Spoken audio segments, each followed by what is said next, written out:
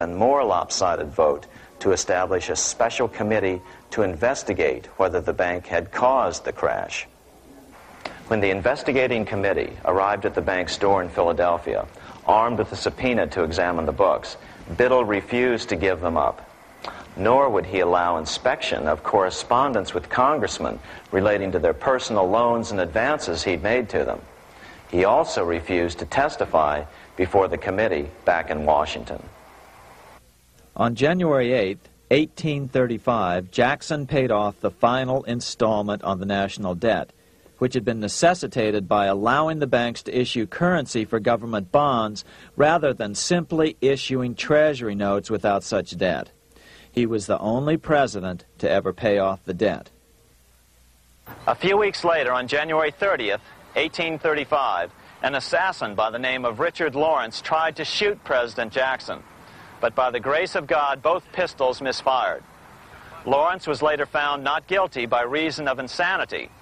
After his release, he bragged to friends that powerful people in Europe had put him up to the task and promised to protect him if he were caught.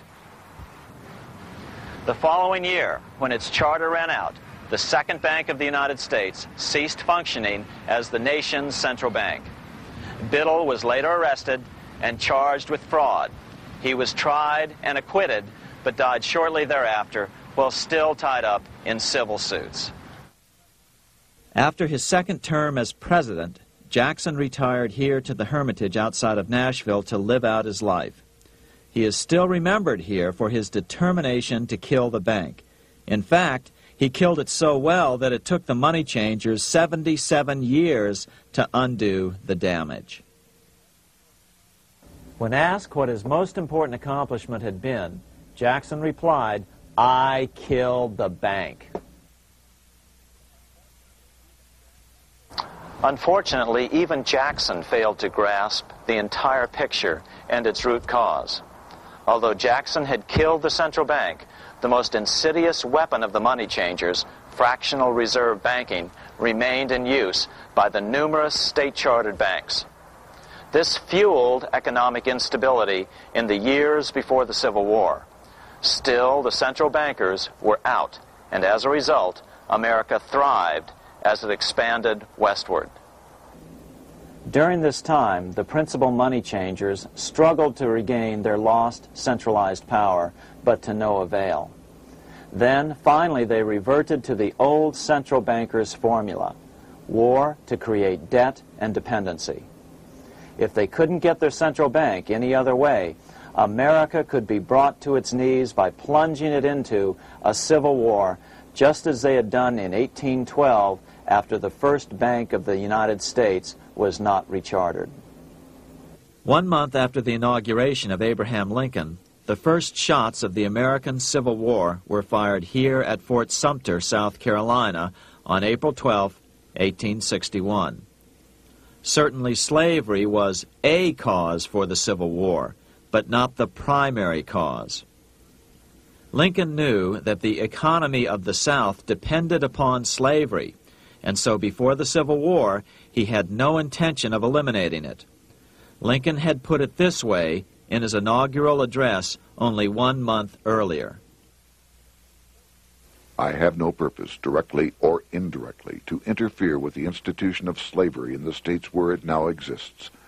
I believe I have no lawful right to do so, and I have no inclination to do so.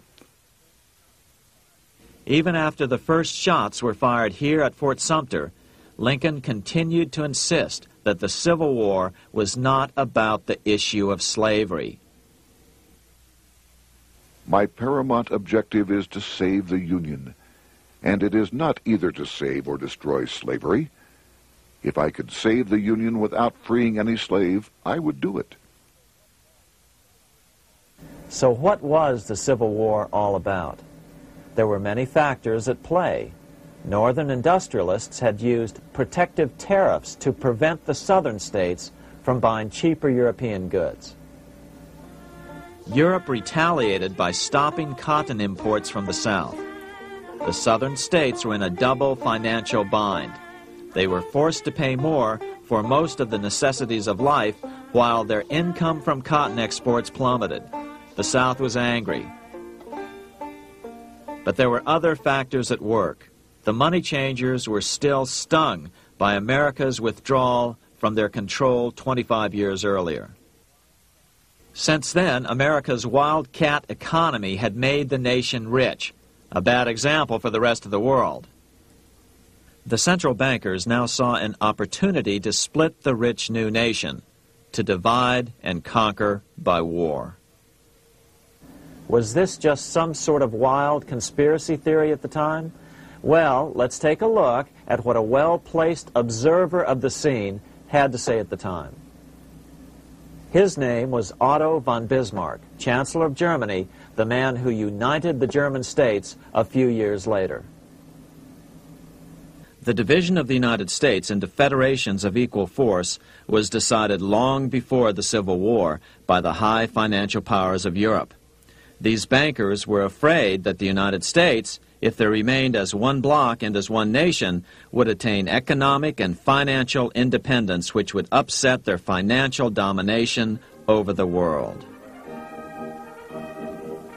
Within months after the first shots here at Fort Sumter, the central bankers loaned Napoleon III of France, the nephew of the Waterloo Napoleon, 210 million francs to seize Mexico and station troops along the southern border of the U.S., taking advantage of their war to violate the Monroe Doctrine and return Mexico to colonial rule.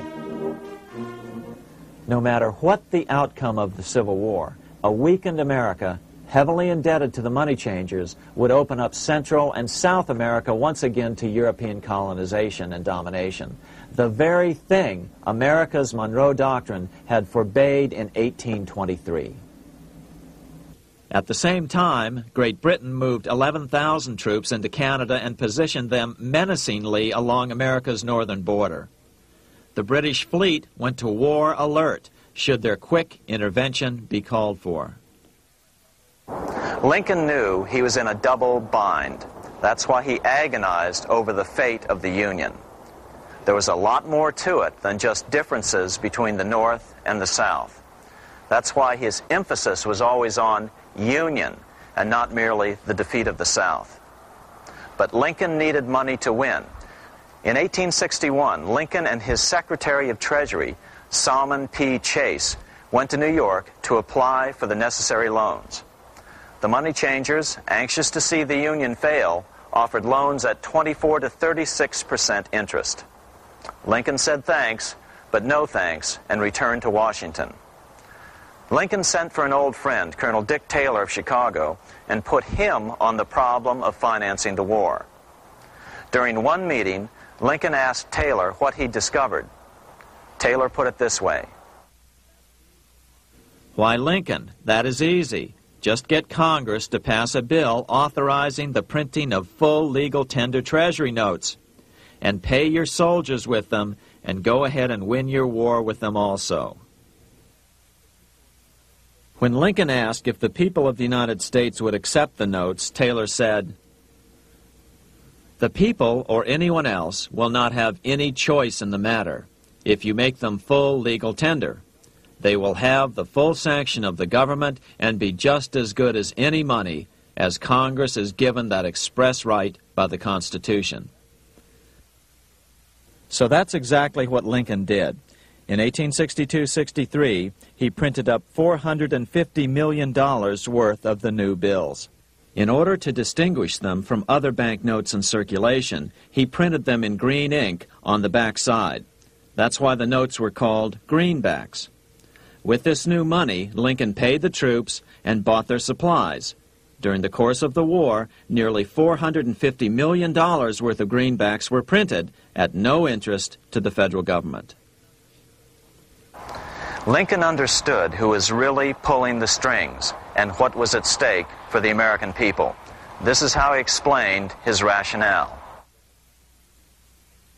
The government should create, issue, and circulate all the currency and credit needed to satisfy the spending power of the government and the buying power of consumers.